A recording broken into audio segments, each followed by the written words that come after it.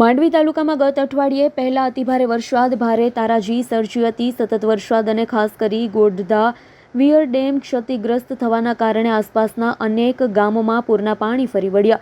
જળબંબાકારની આ ગંભીર સ્થિતિમાં અનેક લોકોના ઘરોમાં પાણી ઘૂસી જવાથી વ્યાપક નુકસાન થયું હતું. આ કપરી પરિસ્થિતિમાં સરકાર શ્રી દ્વારા માંડવી તાલુકાના 561 પરિવારોને 37.77 લાખ તેમજ અરેઠ તાલુકાના 322 પરિવારોને 19,96,400ની સહાય યુદ્ધના ધોરણે કામગીરી હાથ ધરી અસરગ્રસ્ત લોકોને તાત્કાલિક સહાય પહોંચાડવાની કામગીરી હાથ ધરવામાં આવી હતી, જેમાં પરિવાર દીઠ 6,200ની ચૂકવણી છે, જેમાં અસરગ્રસ્તોના બેંક ખાતામાં ફાળવવામાં આવ્યા હતા, જેમાં સૌથી વધુ અસર બોરી ગામમાં જોવા મળી હતી.